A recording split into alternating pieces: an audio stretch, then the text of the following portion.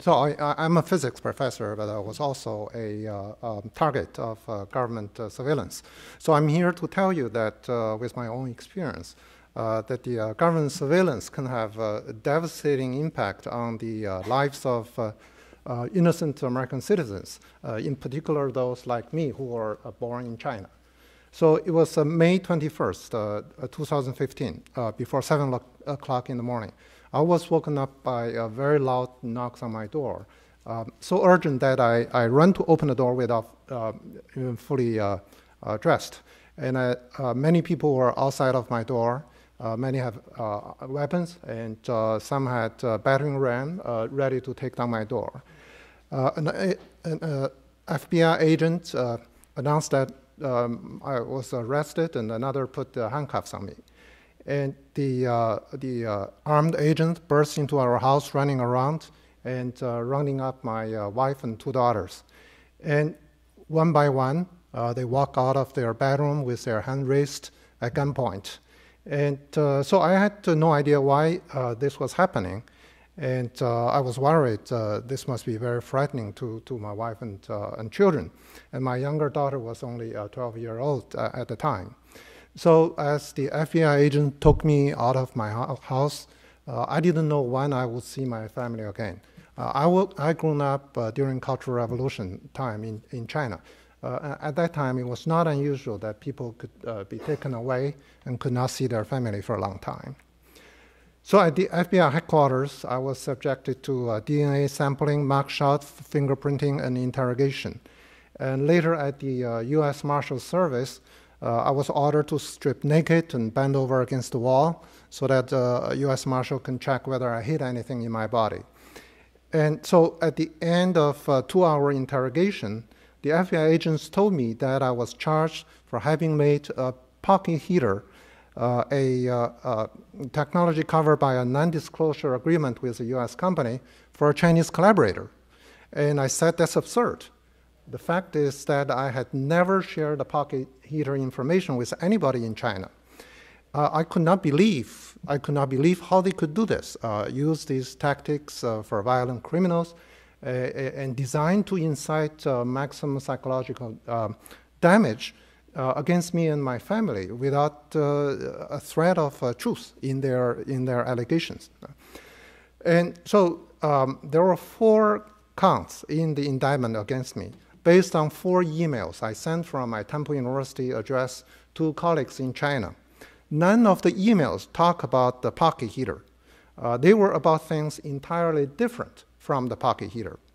So a heater is what we use to heat the substrate when we make thin film materials, much like using stove for cooking. A heater, the pocket heater, is a kind of heater that was invented by a German company in the 1990s, and the US company modified it for its own purpose. It is not classified, not sensitive, but rather well-known publicly. And I am not aware of any economic value it has to the US company. So I don't know why the US government should even care about it. The FBI agents did ask me a lot of questions about my academic collaborations with colleagues in China. But this is what the US government and the universities encourage us to do. They are for advancing sciences and for publications, and they are never for financial gains. And also, I had never done research that involved sensitive, classified, or protective information or export control technology. So I was very fortunate to have engaged a team of excellent lawyers, and also leading expert in my research field wrote affidavits to affirm that I had never shared the pocket heater information with China.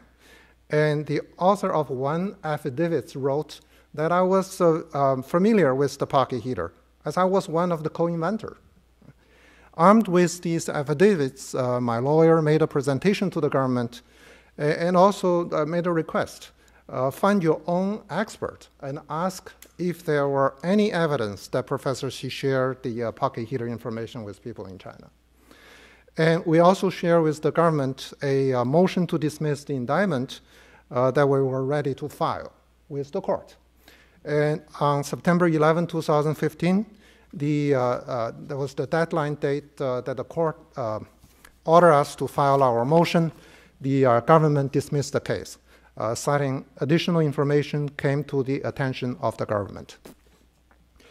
So when the case was dropped, I said to a New York Times reporter that this is not a joke, right? This is not a game. Just imagine that one day I was a respected researcher and the department chair and enjoy family life just like any ordinary American family. Overnight, I was painted as a Chinese spy over the news and the internet and faced up to 80 years in prison and $1 million fine. And friends and colleagues stopped talking to us, and I could not talk to my students. And this, we were constantly concerned that the FBI were still surveilling us and listening to our phone calls and so on. And we are also very even concerned about our personal safety. So this sudden strike was bad enough to crush anybody, but even worse, the stress day in, day out would accumulate and sometimes become almost unbearable. Right? And in addition, we did not know how we would pay the mounting legal fee if the case dragged on.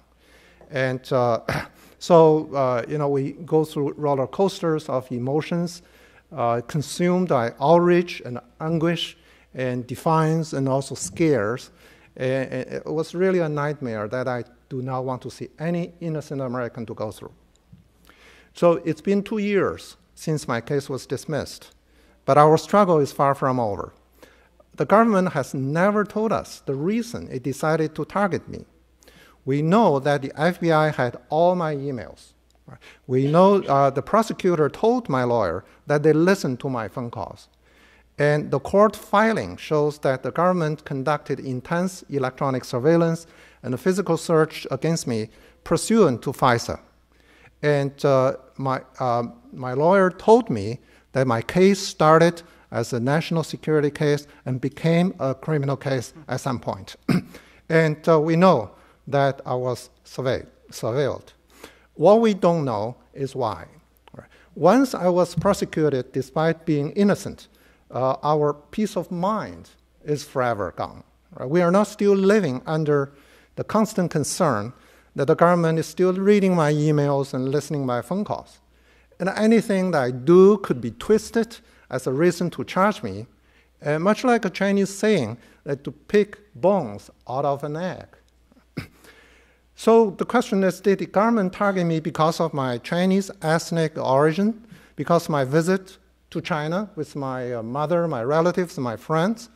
My lawyer, Peter Zeidenberg, said that if he was Canadian-American or French-American, or he was from the UK, would this have ever even got on the government's radar? I don't think so. My case is not the only such case. There is a pattern that scientists of Chinese origin being charged only for the charges to be dropped. This has prompted members of the US Congress, the US Commission on Civil Rights, and the many Asian American civil rights groups to ask the Department of Justice to investigate whether race, ethnicity, or national origin have played any role in these cases. And I want to say that the racial profiling is not just a Chinese American issue, but an issue for all Americans. Earlier this year, I gave a talk about my ordeal, and afterwards, at the University of Maryland. And afterwards, an African-American student wrote to me, "I cannot pretend to know what you feel or struggle with. I have been trained my whole life knowing that situations such as yours could happen to me." His great uncle was wrongfully convicted of raping a white woman and spent 25 years in prison until it was found that the fingerprints in the evidence matched another man. So race-based persecution and the prosecution of any ethnic groups of Americans infringe on the constitutional rights of all American citizens. So I want to quote in the surveillance wiretapping case of Olmstead versus United States in 1929, the Supreme Court Associate Justice Louis Brandeis said in his dissenting opinion, "The greatest dangers to liberty lurk in the insidious encroachment by men of zeal, well-meaning but without understanding." The men of zeal in my case were certainly without understanding, quite literally. Men of zeal can also be malicious and not well-meaning. Persecution, surveillance, and the prosecution based on race, ethnicity, and national origin are definitely not well-meaning. A case like mine do not advance the cause of fighting economic espionage and protecting our intellectual property. They undermine people's confidence in America's legal system. They terrorize the Asian American community and scientific community. They endanger the liberty we cherish so much in this country. That is why I have been telling people about my personal story and tell you here to you. The discussion here and the work that my fellow panelists are doing is important to prevent any innocent American from becoming the next innocent target of government surveillance. Thank you very much.